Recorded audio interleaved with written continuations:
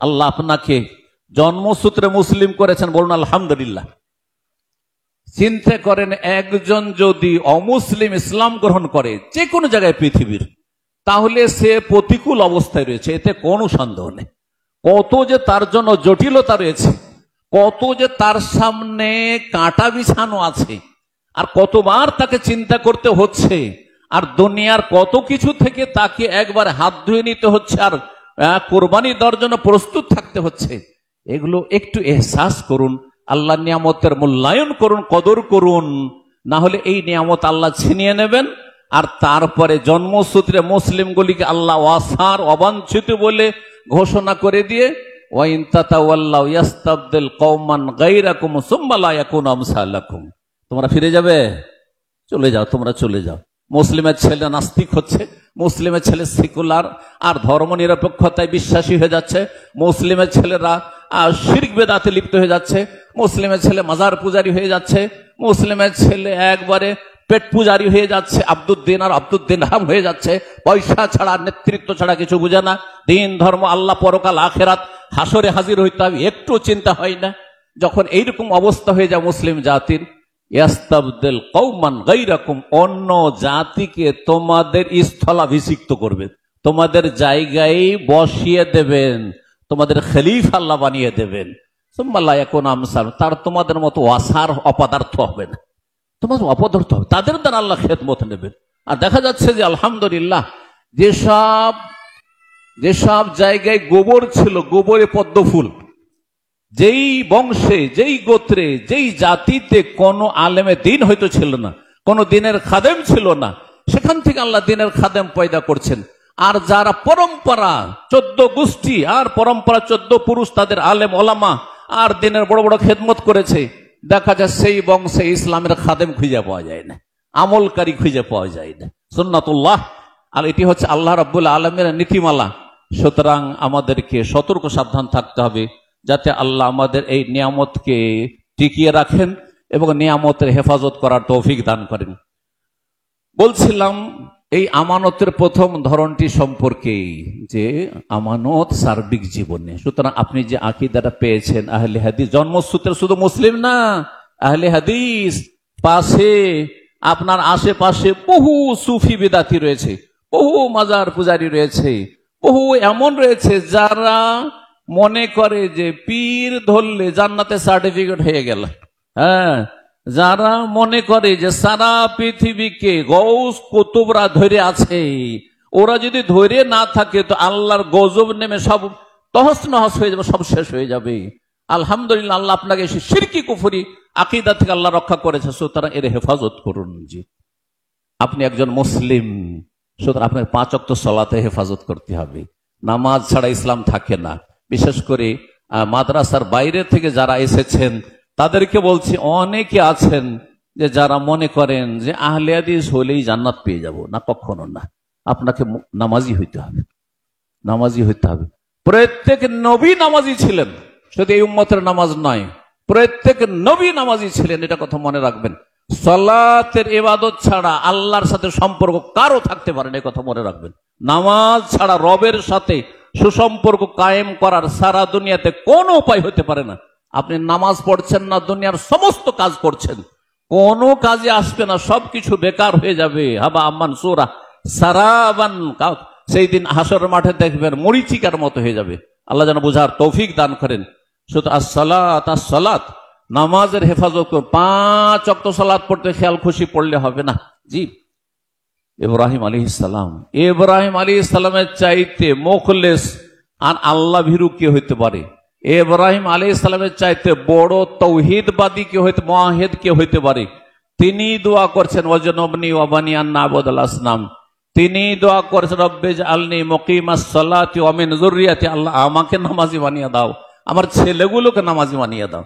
আমাদের আহলে হাদিসরা কয়জন আছেন আলেমে দিন, বলছি, যে দোয়া করছেন আল্লাহ আমার ছেলেটাকে নামাজি বানিয়ে রাখো, আমার আগামী প্রজন্ম কিয়ামত পর্যন্ত যেন নামাজি হয়ে থাকে। কয়জন দোয়া করছেন? পয়সার জন্য দোয়া করছেন, সুস্থতার দোয়া করছেন, দুনিয়ার সুখ শান্তির জন্য দোয়া করছেন, ভোগ বিলাসের সামগ্রীর জন্য দোয়া করছেন, কিন্তু কয়জন আহলে হাদিস আছেন যে দোয়া করছেন আল্লাহ আমার নসলে আগামী প্রজন্মে যত আসবে আল্লাহ তাদের সবাইকে কিয়ামত পর্যন্ত যেন নামাজি করে বানিয়ে রাখো, আর তাদেরকে শিরক মুক্ত রাখো, তাদেরকে দুর্গা পূজা থেকে মুক্ত রাখো। এই দোয়া কয়জন করছেন? তাহলে কোথায় আম্বিয়া রসুলগণ আমার আপনার জন্য আদর্শ? রব্বুল আলামিন যেন আমাদের আমল করার তৌফিক দান করেন। বলছিলাম শরীয়তের দায়িত্বের কথা, এটি ছিল আমার প্রথম পয়েন্ট। তারপরে যে পয়েন্টটি বলবো সেটা হচ্ছে আপনার আমার কাছে যে ইলম আছে, ইলম শিখার কয়টি স্তর? মাদ্রাসার ছাত্ররা একটু জবাব দিবে। ইলম শিখার কয়টি স্তর, মারাতেব? হুকুমের দিক থেকে ইলম শিখা ফরজে আইন না ফরজে কিফায়া? দ্বীনের জ্ঞান অর্জন করা, দুনিয়ার কথা আলোচনা করছি না, দ্বীনের জ্ঞান হাসিল করা ফরজে আইন না ফরজে কিফায়া? ফরজে আইন।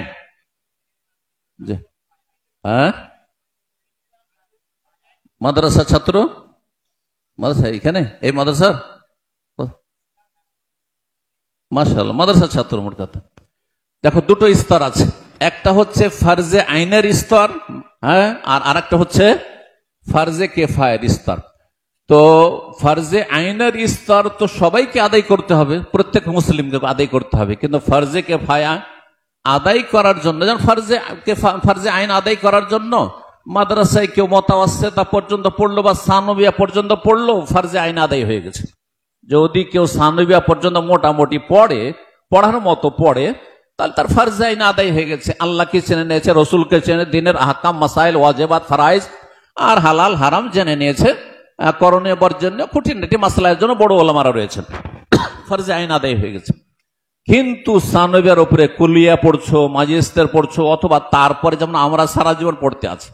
আপনার মনে করিয়েন না যে আমি পড়ি না, আমি প্রতিদিন আপনাদের চাইতে কম পড়ি না আমি, কিন্তু যদি এ সফরে পড়া ব্যাহত হচ্ছে, কিন্তু আমার অফিসে বসা মানে লেখাপড়া করা, অফিসে বসা মানে আমার আল্লাহ পাক রব্বুল আলামিন যে রুজি দিয়েছেন সেটা হচ্ছে অফিসে বসা মানে আমার পড়াশোনা করা, আমার এলেমকে আরো ফ্রেশ করা, আমার এলেমগুলোকে আরো বাড়াবার চেষ্টা করা, এলমের কিছু কিছু নবায়ন করা, অনেক কথা বাইদ আহাদ অনেক আগে পড়েছি, সেগুলিকে আবার নতুনত্ব নিয়ে আসাম। এর মাধ্যমে হয় কি যে এলেম চর্চা করতে করতে করতে করতে ধীরে ধীরে দেখা যায় যে সেগুলি কথা জেহেনে ব্রেনে রাসেখ মজবুত হয়ে বসে যায়, তারপরে সহজ আর ভুলবেন না। একটি কথা বারবার পড়তে হয়, তারপরে মনে থাকে, এই নয় যে একবার পড়ে নিলাম আর ভুলে গেলাম। আরে আপনারা বোন আমরাও ভুলি, কিন্তু বারবার পড়ার জন্য সেটা আবার থেকে যায়। তো বলছিলাম যে ইলম হচ্ছে আমানত, যেই ইলম রব্বুল আলামিন দিয়েছেন সেই ইলম হচ্ছে আমানত। সুতরাং এই ইলম যারা ফরজে কিফায়ের স্তরে চলে গেছেন, আমি আসাতেজাদের জন্য বলছি, আমি ওলামাদের জন্য বলছি, আমি যারা তোল্লাবুল ইলম সিনিয়র যারা কুল্লিয়া চলে গেছে তাদের জন্য বলছি যে ফরজে আইনে যারা আছে, মানে ফরজে কিফায়াতে যারা আছেন, তাদের দায়িত্ব হচ্ছে নিজে আমল করে অন্যের কাছে পৌঁছে দেওয়া। এটা হচ্ছে এলমের জাকাত, এলমের জাকাত। ইলম হাসিল করলেন অধিকাংশ আহলে হাদিস সমাজের মৌলভী সাহেবরা, মাদ্রাসা বড় বড় মাদ্রাসা থেকে ফারেগ হচ্ছে, 12 বছর 14 বছর লেখাপড়া করে কুল্লিয়ার সার্টিফিকেট নিয়ে এমনকি মদিনা পড়ে চলে আসছেন, তারপরে দাওয়াতি ময়দানে বলছেন না না না না ওইটা আমার কাজ না, ওইটা আমার, আপনার কাজ, ওইটা আপনার ওপর ফরজ হয়ে আছে, আদায় করতে হবে এই ফরজ। আপনার ফরজটা কখনো ফরজে আইন আর কখনো ফরজে কিফায়া। যখন আপনার পাশে আমার মতো আরো কয়েকজন আছে তখন ফরজে কিফায়া, কিন্তু যেখানে আপনি শুধু একজন আছেন, আপনি ইমাম বুখারী, জামিয়াতুল ইমাম বুখারী ফারেগ, আলবানি ফারেগ, শুধু ওই গ্রামে আপনি আছেন, তখন আপনার ওপর ফরজে আইন যে আপনি কি করবেন, এলেমকে লুকিয়ে রাখবেন না, এলেমের জাকাত আদায় করবেন। জি, এলেমের জাকাত দিতে হবে। আপনি এই নয় যে মাদ্রাসা পড়ে নিয়েছি আর তারপর দুনিয়ার ব্যবসা বাণিজ্যে লেগে গেলাম, অথবা আমি মাদ্রাসায় একজন শিক্ষক,